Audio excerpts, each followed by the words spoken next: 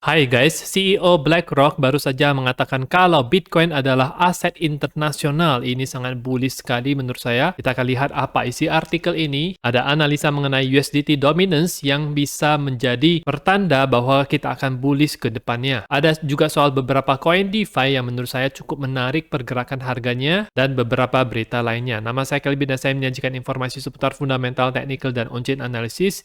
Klik like dan subscribe untuk mendukung channel saya. CEO daripada BlackRock, Larry Fink, baru saja mengutarakan pendapatnya yang cenderung pro-crypto ketika spot Bitcoin ETF dia masih diproses di SEC. Dia mengatakan kalau peran cryptocurrency ini itu utamanya untuk mendigitalisasi emas. Dan mari kita perjelaskan bahwa Bitcoin adalah aset internasional.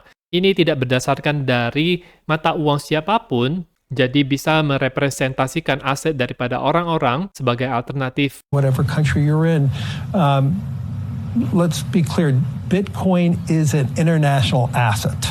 It's not based on any one currency, and so it can represent an asset that people can play as an alternative. Dan menurut dia, investor juga bisa invest ke dalam Bitcoin sebagai hedge atau sebagai uang untuk melawan inflasi atau devaluasi dari beberapa mata uang. Reaksi pengguna kripto di sosial media itu cenderung positif terhadap interview Larry Fink ini. Menurut pendapat mereka, bisa akan terjadi yang namanya pump di beberapa aset kripto. Mereka menyebutnya Fink Pump. Kembali lagi BlackRock secara terang-terangan dia mengutarakan posisinya soal Bitcoin dan mereka pro dengan kripto dalam hal ini, menunjukkan kalau kita juga harus siap-siap. Mereka juga sedang mempersiapkan bull market yang selanjutnya. Apakah kita tidak mempersiapkan untuk yang selanjutnya juga? Kita juga harus siap-siap. Dan kita akan ke chart Bitcoin dulu, time frame daily untuk 2 hari berturut-turut.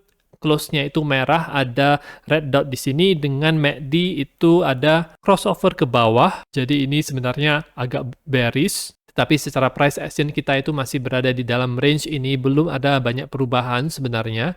Masih sideways di daerah sini saja. Di time frame weekly-nya kita bisa melihat kalau dengan posisi sekarang ini, dia ada wick yang besar ke atas dengan candle yang merah seperti ini. Tapi di time frame weekly-nya ini kita masih bullish ya teman-teman. RSI itu bagus, MACD juga bagus, market cipher juga bagus, money flow itu bisa menjadi hijau dan ada green dot juga. Jadi sebenarnya di time frame weekly-nya itu bagus. Hanya di time frame yang lebih kecilnya ini, daily-nya itu kurang baik. Untuk Ethereum sendiri, ini kita lihat sama juga pergerakannya dengan harga Bitcoin. Ada tanda-tanda awal bearish karena di sini ada red dot yang terbentuk. Bisa saja pergerakan harga Ethereum ini, dia itu membentuk pola tangga. Jadi ketika dia membentuk high di sini, kemudian dia lewat high sebelumnya yang ada di sini. Jadi dia sekarang adalah melakukan retest di daerah sini. Jika berhasil dan tidak ke daerah yang lebih bawah daripada 1900, maka dia bisa ke atas lagi ya teman-teman. Jadi sistem retest ini, garis resistance yang mengubah menjadi support itu bisa adalah tanda yang bullish juga, asalkan tidak tembus daripada daerah ini. Di time frame weekly-nya untuk Ethereum, ini juga sama seperti Bitcoin dalam posisi bullish kalau kita berdasarkan indikator. Untuk Ethereum Bitcoin di time frame daily-nya, RSI masih berusaha untuk ke atas 50, masih sideways saja di daerah sini. MACD mengarah ke atas, money flow belum hijau, tapi kalau kita lihat dari price action-nya, ini kita lihat kalau ini bisa ada potensi, ini adalah candle yang impulsif, sedangkan ketika dia turun ke bawah ini adalah candle yang korektif, menunjukkan kalau ada perubahan tren yang bisa mulai terjadi. Asalkan yang impulsif itu adalah yang hijau, maka mungkin kita bisa melihat adanya breakout yang terjadi untuk beberapa hari ke depannya ke atas. Ada berita lainnya di mana fund asset manager yang lain yaitu Valkyrie itu mengupdate filing Bitcoin ETF dan memasukkan nama Coinbase sebagai partner pengawasan berbaginya. Jadi seperti yang dilakukan oleh BlackRock, karena Coinbase adalah exchange nomor 1 di Amerika, jadi wajar saja mereka memilih Coinbase sebagai partner ini. Berita juga mengenai Binance yang akan mensupport, mendukung upgrade jaringan Zilliqa dan Waves ya, dan akan ada hard fork yang terjadi di kedua jaringan ini. Untuk harga Waves sendiri, dia sekarang berada di dalam pola descending triangle ini, jadi mirip seperti AV kalau saya lihat, di mana dia belum terjadi breakout. Setelah ada pergerakan atas seperti ini, dia kemudian jatuh lagi kembali di pola ini. Hari ini ada pergerakan yang cukup cepat untuk waves. Dari indikator sendiri, RSI bagus, MACD juga bagus. Untuk market cipher-nya ada green dot kalau misalnya dia bisa bertahan seperti ini, dan money flow juga perlahan-lahan berubah menjadi hijau.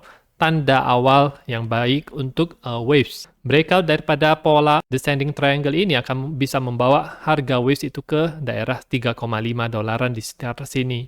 Dan sekarang kita akan melihat analisa orang lain mengenai USDT dominance. Ketika USDT dominance ini terjun ke bawah, Bitcoin dan altcoin bisa ke atas. Tren ke atas itu sudah patah setelah 1,5 tahun. Ada pola head and shoulders. Ada sinyal jual di time frame weekly-nya. Terakhir kali sinyal sell ini muncul itu di Desember 2020 sebelum kenaikan parabolik di kripto. Menurut dia, ini tenang dulu sebelum adanya badai yang akan datang. Kita lihat di sini. Ini adalah candle bi-weekly yang sekarang ada sinyal sell yang muncul di sini terakhir kali itu di Desember 2020, dan di Desember 2020 itu muncul pergerakan harga Bitcoin yang cukup kencang, dan Januarinya itu alt season. Head and shoulders pattern yang sedang terbentuk merupakan pola yang bearish. Dia membentuk di sini lower high yang ada di sini. Ini merupakan tanda kalau adanya perlemahan di USDT dominance karena tidak berhasil untuk ke atas head-nya yang ada di sini. Jadi ada perlemahan. Ini adalah chart-nya di trading view. Jadi kita lihat ini itu tampaknya itu impulsif ke bawah, sedangkan ketika dia naik seperti ini, itu dia korektif. Jadi naiknya itu lama, korektif ya. Dan kita lihat kalau di candle merah satu ini itu cukup cepat ke bawah.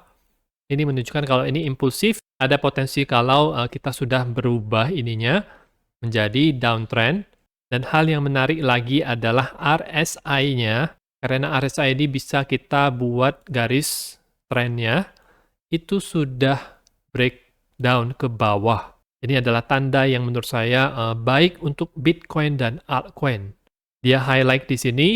Itu sudah breakdown ke bawah. Sekarang kita akan melihat beberapa koin DeFi yang menurut saya pergerakannya cukup menarik. Yang pertama itu adalah untuk Lido DAO, di mana pergerakannya ini dia masih rejected daripada, ini adalah pola falling wedge, adalah pola yang bullish, tapi rupanya kemarin gagal untuk melakukan breakout setelah sempat keluar daripada pola ini sebentar, tapi volumenya yang tidak terlalu besar itu menunjukkan kalau belum terjadi breakout yang sebenarnya. Kita harus menunggu pergerakan harga sebelum dia terjadi benaran breakout di sini dengan volume yang besar juga di exchange Binance. Tapi dari indikator sendiri RSI itu bagus, MACD itu bagus, money flow hampir menjadi hijau ya teman-teman. Koin AV kemarin itu setelah dia melakukan breakout dengan volume yang cukup besar di sini ya, itu dia melakukan retest close dengan merah kemarin. Pas sekali dengan di daerah atas ini, yang tadinya resistance itu berubah menjadi support, tetapi hari ini ada pergerakan ke bawah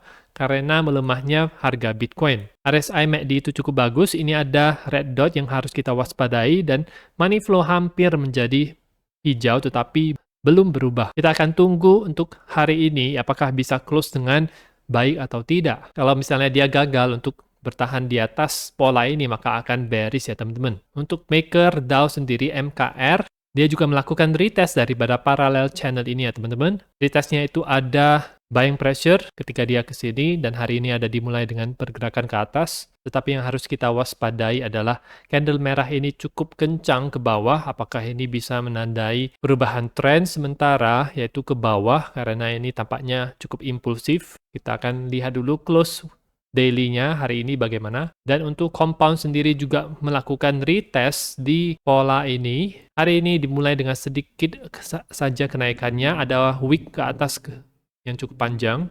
Jadi sempat masuk ke dalam pola, kemudian dia recovery dan berusaha untuk bertahan di atas pola agar bisa kembali bullish. Dari time frame daily, RSI MACD ini masih dalam posisi yang bagus, tetapi ada red dot di sini dan sebenarnya hampir money flow-nya menjadi hijau.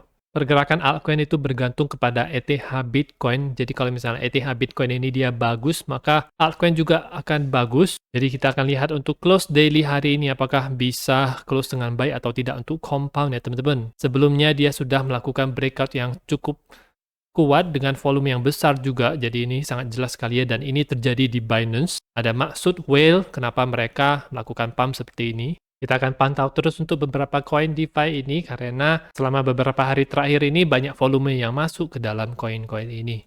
Itu saja untuk informasi pada video kali ini, semoga bermanfaat. Teman-teman bisa dukung channel saya dengan mengklik like dan subscribe, dan nantikan video saya selanjutnya.